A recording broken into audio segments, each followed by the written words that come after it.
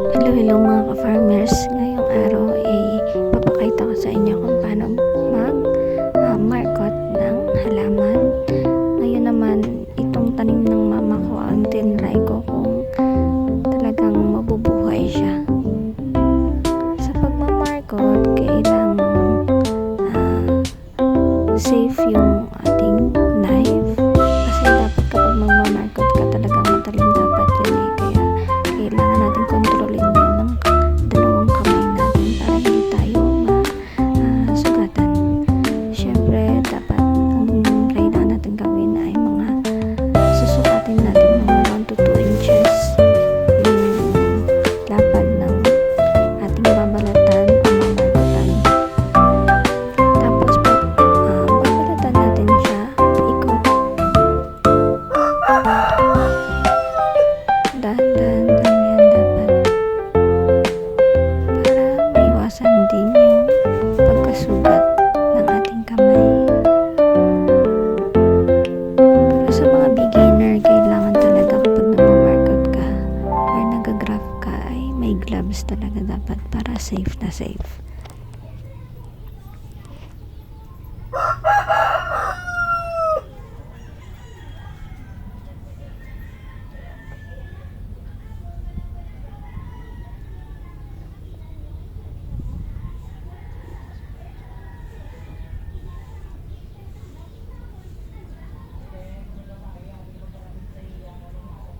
Yan, kapag tapos mo nang balatan yung ating mamarkutan na halaman, kailangan mo siyang kiskisan hanggat may nakakapakang madulas-dulas pa. Kailangan mong kikiskisan yun hanggang sa mawala yung kanyang wetness or yung lagkit ng ang ating stem.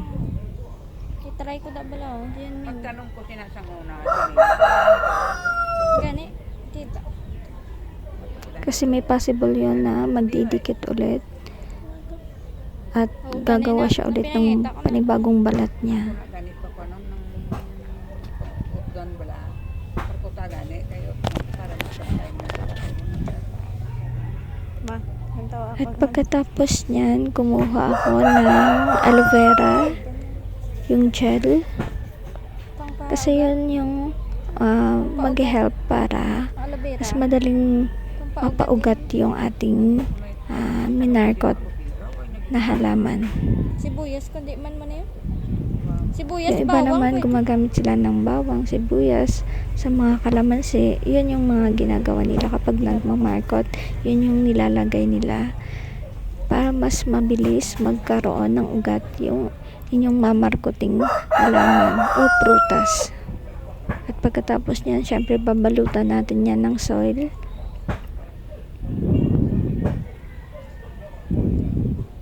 At itatali na natin.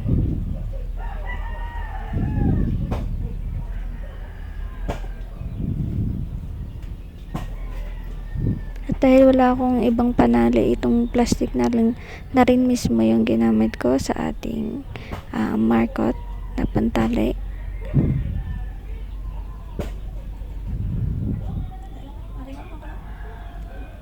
Susunod naman mag-ano ka lang.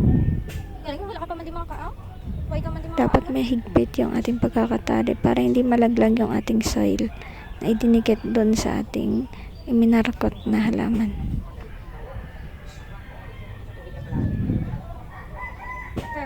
Ferment. Lagi dahil ginaprograman kami. Gulay at prutas. Tapos itong ginobranjing bala. At yun lang po. Maraming salamat. Bye!